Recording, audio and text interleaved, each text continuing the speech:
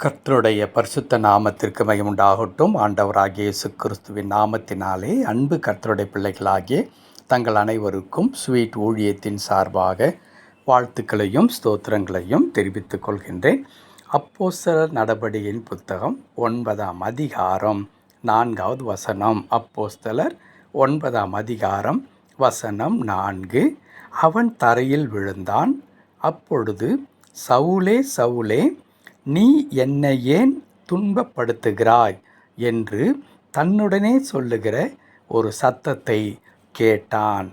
அப்பொழுது, சவுலே, சவுலே, நீ என்னை ஏன் துன்பப்படுத்துகிறாய் என்று தன்னுடனே சொல்லுகிற ஒரு சத்தத்தை கேட்டான்.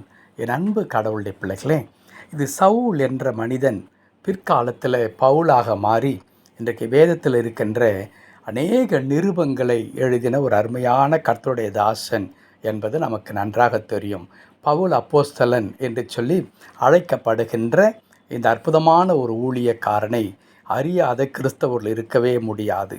இந்த பவுல் என்பவன் ஆண்டவராகிய இயேசு கிறிஸ்துவை ஏற்றுக்கொள்வதற்கு முன்பதாக சவுலாக இருக்கும் பொழுது அவன் அநேக கிறிஸ்தவர்களை, கர்த்தருடைய பிள்ளைகளை துன்புறுத்தி கொண்டே வந்ததும், அப்படித்தான் ஒரு நாள் என்ன செய்கின்றான், தமஸ்கு என்கிறதான பகுதியில் இருக்கிறதான மக்களை துன்புறுத்த வேண்டும் என்பதற்காக பிரயாணப்பட்டு போகும்பொழுது அவன் நடு வழியில் ஆண்டவரால் அங்கே சந்திக்கப்பட்டு பிறகு அவன் ஊழியக்காரராக மாறுகின்றான்.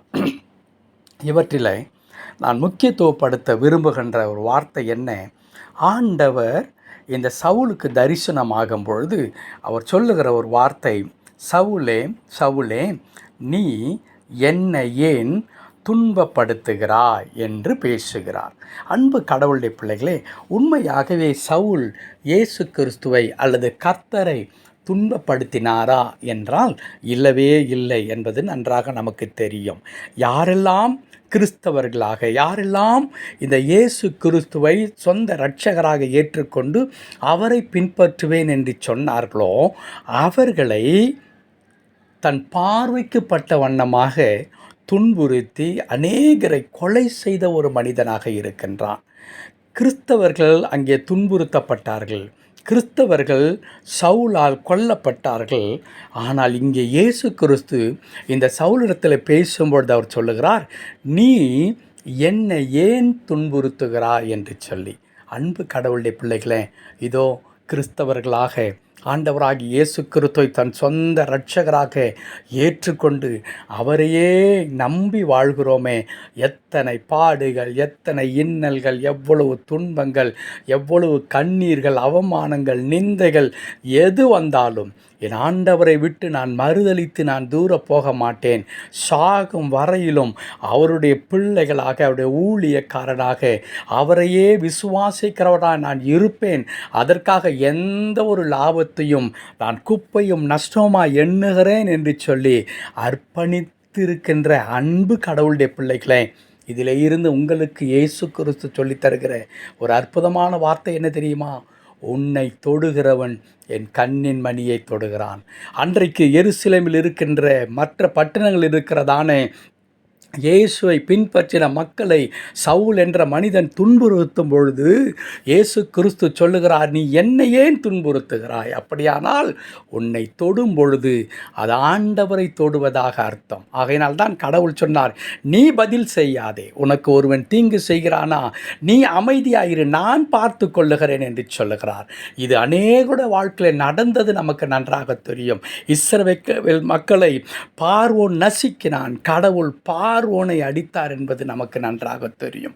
அன்பு கர்த்தருடைய பிள்ளைகளே, இன்றைக்கு யாரோ ஒருவர் உங்களை துன்புறுத்துகிறார்கள், இடையூறாக இருக்கிறார்கள், அவமதிக்கிறார்கள், நிந்திக்கிறார்கள், உங்களை நிர்மூலமாக்க வேண்டும் என்று நினைக்கிறார்கள். இதெல்லாவற்றையும் பரலோகத்தில் இருந்து ஆண்டவர் கண்ணோக்கி கொண்டிருக்கின்றார். அவர் சொல்லுகிறார், நீ தொடுவது என் பிள்ளை அல்ல, என்னைத்தான் தொடுகிறாய், நான் உன்னை சும்மா விட மாட்டேன் என்று சொல்லுகிறார். சவுலுடைய வாழ்க்கையில் அதுதான் நடந்தது. எந்த சவுல் கிறிஸ்தவர்களை அழிக்க நினைத்தாரோ அதே சவுலே, நீ என் பிள்ளைகளை அல்ல என்னை தொட்டு இருக்கிறாய், ஆகையால் நான் உன்னை விட மாட்டேன், இதோ நான் அநேகரை எனக்கென்று சொந்தமாக்குகிறவர்களாக நான் உன்னை மாற்றுவேன் என்று சொல்லி, அதற்காகத்தான் நான் துவக்கத்தில் சொன்னேன். இந்த வேதத்தில் அநேக நிருபங்களை எழுதுகிற, இயேசு கிறிஸ்துவை விட அதிகமான இடங்களுக்கு பிரயாணம் செய்கிற ஒரு மனிதனாக, கிறிஸ்தவர்களாக அநேகரை மாற்றுகிற ஒரு மனிதனாக ஆண்டவர் மாற்றி போட்டார். ஆம், அன்பு கடவுளுடைய பிள்ளைகளே, உங்களுக்கு விரோதமாக எழும்புகிறவர்களை ஆண்டவர் சும்மா விட மாட்டார். அவரை பற்றி கொள்ளுங்கள், நிச்சயமாய் அற்புதத்தை காண்பீர்கள். ஜெபிக்கலாமா? கிருபை நிறைந்த நல்ல ஆண்டவரே, நன்றி செலுத்துகிறோம். உமது பிள்ளைகள் அநேகர் நாளை துன்பப்படும் பொழுது நீர் கர்த்தாவே அமைதியாக இருக்கிற கடவுள் அல்ல, எங்களுக்காக யுத்தம் செய்கிறவர். தொடர்ந்து அர்ப்பணிக்கிறோம், பொறுப்படுத்திக் கொள்ளும். மீட்பர் நாமத்தில் பிதாவே. ஆமென், ஆமென்.